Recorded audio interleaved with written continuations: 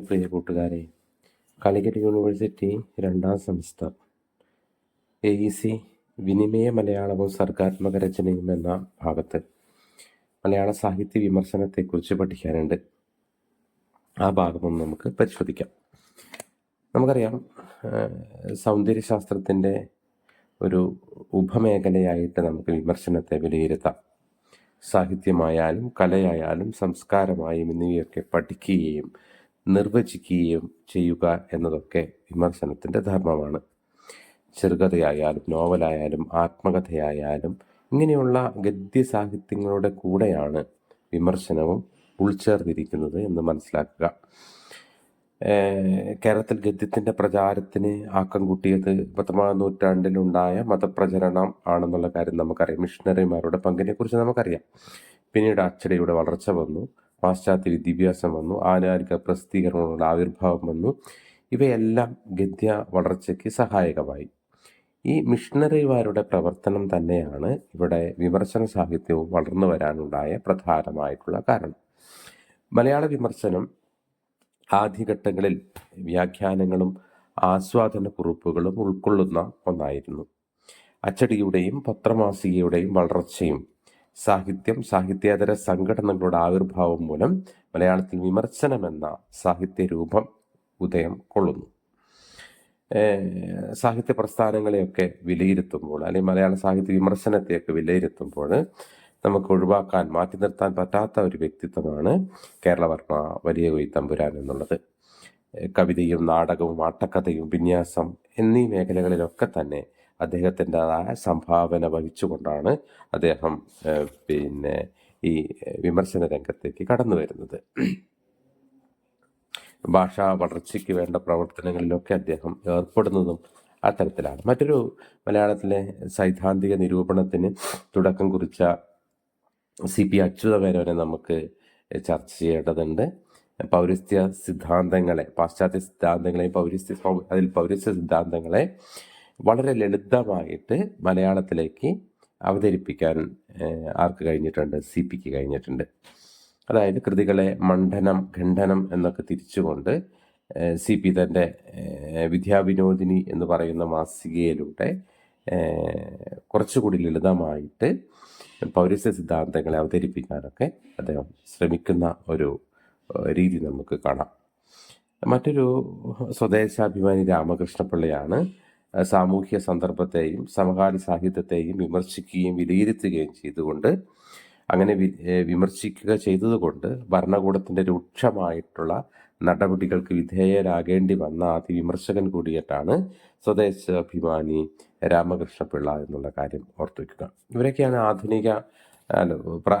ആദ്യകാലഘട്ടങ്ങളിൽ ഈ പറഞ്ഞ സാഹിത്യ വിമർശനത്തിനൊക്കെ തുടക്കം കുറിച്ചാണ്. പിന്നീട് നവോത്ഥാന കാലഘട്ടത്തിലേക്ക് മലയാള സാഹിത്യ വിമർശനം വരുന്നുണ്ട്. സമൂഹത്തെയും സംസ്കാരത്തെയും ഉണർത്താനും ദേശീയ ബോധം വളർത്താനൊക്കെ വേണ്ടിയിട്ട് 2ാം ഘട്ട സാഹിത്യ വിമർശകർ നവോത്ഥാന കാലഘട്ടത്തിൽ കടന്നു വരുന്നുണ്ട്. പാശ്ചാത്യ ചിന്താവഴികളെ പരിചയപ്പെടുത്തുന്നുണ്ട്. ബ്രിട്ടീഷ് കൊളോണിയലിസത്തിനെതിരായിട്ടുള്ള യുക്തിബോധം ഉണ്ടാക്കിയെടുക്കുന്നുണ്ട്. ഭാരതീയ പാരമ്പര്യത്തെ മുൻനിർത്തി അതിൻ്റെ അംശങ്ങളെ വിമർശിക്കാൻ ഉപയോഗിക്കുന്നുണ്ട്. ഇങ്ങനെ കലയും സാഹിത്യ രംഗത്തും ഒക്കെ കടന്നു വരുന്ന ജനാധിപത്യപരമായിട്ടുള്ള രീതിയിലേക്ക് ജാതിമത വർഗ വ്യത്യാസവിന്യേനെ ഇടപെടാനുള്ള ബോധം നവോത്ഥാന നായകന്മാർക്ക് ഉണ്ടാവുന്നത് ഈ വിമർശനം വലിയ തരത്തിൽ സജീവമാവുന്നതിന് കാരണമായി തീർന്നു എന്നുകൂടി നമ്മൾ ഓർത്തു വയ്ക്കേണ്ടതുണ്ട്. ആ നവോത്ഥാന കാലഘട്ടത്തിലേക്കൊക്കെ വരുമ്പോൾ നോവൽ ചെറുകഥയിലേക്ക് വരുന്നു, MP പോൾ വരുന്നു, കലാജീവിതത്തിന് വേണ്ടി എന്ന് പറയുന്നു, പൗരസ്ത്യ ചിന്തകളുടെ പ്രഭയിൽ കുട്ടിക്കൃഷ്ണമാരാർ വരുന്നു, അദ്ദേഹത്തിൻ്റെ ഭാരത പര്യടനം വരുന്നു, സാഹിത്യവും സംസ്കാരവുമായി ബന്ധപ്പെട്ടുകൊണ്ടിരിക്കുന്നു എന്ന് ജോസഫ് മുണ്ടശ്ശേരി പറയുന്നു. ഇങ്ങനെ മലയാള വിമർശനത്തെ നന്നായി ഉണർത്തിയ ഖണ്ഡന മണ്ഡല വിമർശനമൊക്കെ കുറച്ചുകൂടി സജീവമാകുന്നു. സാഹിത്യ രൂപങ്ങളെ വിമർശനം ചെയ്യുക മാത്രമല്ല, അതുവരെയുള്ള മലയാള വിമർശനത്തെയും ഈ ഒരു പദ്ധതി വിലയിരുത്തി. പിന്നീട് നമ്മൾ കണ്ടു, ഗുപ്തൻ നായർ വരുന്നു, സുകുമാർ അഴീക്കോട് വരുന്നു. ഇങ്ങനെ വലിയൊരു ലോകത്തിലേക്കാണ് വിമർശന രംഗം കടന്നു വരുന്നത്. ഉത്തരാധുനിക ഘട്ടമായപ്പോൾ തന്നെ 1990 ആകുമ്പോൾ തന്നെ സാംസ്കാരിക വിമർശനം വരുന്നു, ദളിത് വിമർശനം വരുന്നു, പോസ്റ്റ് കൊളോണിയൽ വിമർശനം വരുന്നു. ഇങ്ങനെ ഉത്തരാധുനിക വിമർശനത്തിലെ ശക്തമായിട്ടുള്ള രണ്ട് ധാരകളായിട്ട് സ്ത്രീവാദ വിമർശനവും ദളിത് വിമർശനവും ഒക്കെയാണ് വരുന്നതാണ് പിന്നീട് നമ്മൾ കാണുന്നത്. അതിൽ നമുക്ക് കുറച്ച് വിമർശകരെ സാമാന്യമായിട്ട് പരിചയപ്പെടാറുണ്ട്. ഞാൻ ആമുഖമായിട്ടാണ് ഇത്രയും പറഞ്ഞത്. ഇനി നമുക്കതിൽ കേസരി ബാലകൃഷ്ണപിള്ള, നമുക്കറിയാം സമദർശിനി, പ്രബോധകൻ എന്നീ മാസികയുടെ എഡിറ്ററായിരുന്നു കേസരി ബാലകൃഷ്ണപിള്ള. കേസരി എന്നുള്ള പത്രം ആരംഭിച്ചത് കേസരി ബാലകൃഷ്ണപിള്ളയാണ്. കേസരി എന്ന പത്രം ആരംഭിച്ചതിന് ശേഷമാണ് അദ്ദേഹത്തിന് കേസരി ബാലകൃഷ്ണപിള്ള എന്ന പൂർണ്ണനാമം ലഭിക്കുന്നത്.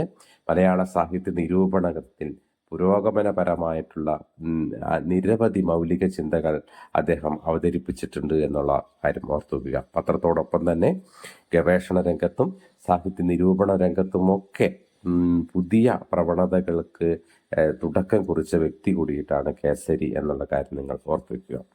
അദ്ദേഹം ഇന്ത്യയിലെ വൃദ്ധപൂജയെയും ബഹുദേവ ആരാധനയെയും വിമർശിക്കുകയും കേരളത്തിലെ ഫ്യൂഡൽ സാഹിത്യ കലാ രൂപങ്ങളുടെ പാരമ്പര്യത്തിൽ നിലനിൽപ്പിലൊക്കെ സംശയം പ്രകടിപ്പിക്കുകയൊക്കെ ചെയ്തിരുന്ന വ്യക്തിയായിരുന്നു എന്നുള്ള കാര്യങ്ങൾ ഓർത്തു വെക്കണം. അങ്ങനെ കേസരിയെ കുറിച്ചിട്ടുള്ള ലേഖനങ്ങൾ, അല്ലെങ്കിൽ കേസരി എന്ന മാസിക ആരംഭിക്കുമ്പോൾ തന്നെ അതിൻ്റെ മുഖപ്രസംഗത്തിൻ്റെ തലക്കെട്ട് മുഹൂർത്തവും ആളും എന്നുള്ളതായിരുന്നു. അങ്ങനെ അദ്ദേഹം നിലനിൽക്കുന്ന ചിന്താധാരകയൊക്കെ തകർത്തെറിഞ്ഞുകൊള്ളാൻ ഒരു ശ്രമം നടത്തിയ വ്യക്തി കൂടിയിട്ടാണ് കേസരി എന്നുള്ള കാര്യങ്ങൾ ഓർക്കുക. നവലോകം, രൂപമഞ്ജരി, സാഹിത്യ ഗവേഷണമാല, നോവൽ പ്രസ്ഥാനങ്ങൾ, പ്രാചീന കേരള ചരിത്ര ഗവേഷണം, ഇങ്ങനെ നിരവധി പുസ്തകങ്ങൾ അദ്ദേഹത്തിൻ്റെതായി നമുക്ക് സംഭാവന ചെയ്തിട്ടുണ്ട്. മറ്റൊരു വ്യക്തി എന്ന് നമുക്ക് പരിചയപ്പെടാനുള്ളത് MP പോളാണ്. മലയാള സാഹിത്യ വിമർശനത്തിന് ആധുനികപരമായിട്ടുള്ളൊരു ചിത്രം നൽകിയ ശ്രദ്ധേയനായിട്ടുള്ള നിരൂപകനാണ് MP പോള്. അദ്ദേഹത്തിന് വിശ്വസാഹിത്യത്തിൽ അഗാധമായിട്ടുള്ള അറിവുള്ള വ്യക്തിയായിരുന്നു. പാശ്ചാത്യ വിമർശന ശൈലികൾ അദ്ദേഹം മലയാളത്തിലേക്ക് കൊണ്ടുവന്നു. അദ്ദേഹത്തിൻ്റെ പാണ്ഡിത്യവും വിമർശന നിലപാടും അധ്യാപക പാഠവും കൊണ്ട് ഒരു കാലഘട്ടത്തെ മുഴുവൻ പരിഷ്കരിച്ച എഴുത്തുകാരനായിരുന്നു MP പോള്. കേരളത്തിൽ പാരൽ കോളേജ് ട്യൂട്ടോറിയൽ പ്രസ്ഥാനത്തിന് തുടക്കം കുറിച്ച നിരൂപകനും ചിന്തകനും പുരോഗമന സാഹിത്യ പ്രസ്ഥാനത്തിൻ്റെ അമരക്കാരനുമായിരുന്നു MP പോൾ എന്നുള്ള കാര്യം നിങ്ങൾ ഓർത്ത് വെക്കണം. അദ്ദേഹം മതസ്ഥാപനങ്ങളുടെ, അല്ലെങ്കിൽ പ്രത്യേകിച്ച് ക്രൈസ്തവ സഭാ നേതൃത്വത്തിൻ്റെ യാഥാസ്ഥിതിക നിലപാടുകൾക്കെതിരെ ശക്തമായിട്ട് വിമർശനം നടത്തിയ വ്യക്തിയായിരുന്നു MP പോൾ എന്ന് ഓർക്കുക. അതുകൊണ്ട് തന്നെ ജീവിതകാലം മുഴുവൻ സഭയുടെ എതിർപ്പ് നേരിടേണ്ടി വന്നിട്ടുണ്ട് എന്നുകൂടി ഓർത്തുവയ്ക്കുക. അദ്ദേഹം നവകേരളം എന്ന പേരിൽ ആഴ്ചപ്പതിപ്പും ചെറുപുഷ്പം എന്ന പേരിൽ മാസികയും പ്രസിദ്ധീകരിച്ചിരുന്നു എന്നുള്ള കാര്യങ്ങൾ ഓർത്തു. മഹാത്മാഗാന്ധിയും ജവഹർലാൽ നെഹ്റു ഒക്കെ ആയിട്ട് കൂടിക്കാഴ്ച നടത്തിയിട്ടുള്ള ഒരു സാഹിത്യ വിമർശകൻ കൂടിയിട്ടാണ് MP പോൾ എന്നുള്ള കാര്യം നിങ്ങൾ ഓർത്തിരിക്കുക. മറ്റൊരാള് ജോസഫ് മുണ്ടശ്ശേരിയാണ്. മാക്സിയൻ നിരൂപണ പദ്ധതിയെ മലയാളത്തിൽ അവതരിപ്പിച്ച സാഹിത്യകാലത്തെ നിരൂപകരിൽ പ്രധാനിയാണ് ജോസഫ് മുണ്ടശ്ശേരി. കേവലം നിരൂപകൻ എന്നതിനപ്പുറത്തേക്ക് അദ്ദേഹം ഒരു രാഷ്ട്രീയ പ്രവർത്തകനും EMS മന്ത്രിസഭയിലെ വിദ്യാഭ്യാസ മന്ത്രിയുമായിരുന്നു. ഒപ്പം ഉജ്ജ്വല പ്രഭാഷകനായിരുന്നു. ഒരു പത്രപ്രവർത്തകൻ കൂടിയിട്ടായിരുന്നു ഓർക്കുക ജോസഫ് മുണ്ടശ്ശേരി എന്നുള്ള കാര്യങ്ങൾ ഓർത്തിക്കുക. അദ്ദേഹം നവജീവൻ എന്ന് പറയുന്ന പത്രത്തിലെഴുതിയ മുഖപ്രസംഗങ്ങളും കുറിപ്പുകളും മലയാള സാഹിത്യത്തിന് വൃത്താന്തങ്ങൾക്കും പത്രപ്രവർത്തനത്തിന് എക്കാലത്തും മുതൽക്കൂട്ടായിട്ടുണ്ട് എന്ന് കൂടി നിങ്ങൾ ഓർക്കുക. അദ്ദേഹം രൂപഭദ്രതാവാദം മലയാളത്തിലേക്ക് കൊണ്ടുവരുന്നത് ജോസഫ് മുണ്ടശ്ശേരിയാണ്. തോട്ടിയുടെ മകന് മുണ്ടശ്ശേരി എഴുതിയ നിരൂപണത്തിൽ അവതരിക്കപ്പെട്ട രൂപഭദ്രതാവാദമാണ് അദ്ദേഹത്തിൻ്റെ സാഹിത്യ വിമർശനത്തിൽ സവിശേഷപരമായ സ്ഥാനമായിട്ട് അർഹിക്കുന്നത് എന്നുള്ള കാര്യം നിങ്ങൾ ഓർത്തിരിക്കുക. സാഹിത്യത്തിന് വൈകാരികത ഘട്ടങ്ങൾക്കോടൊപ്പം തന്നെ സാമൂഹിക ഉദ്ദേശങ്ങൾ പ്രധാനമാണ് എന്ന് അദ്ദേഹം വിളിച്ചു പറഞ്ഞിട്ടുണ്ട്.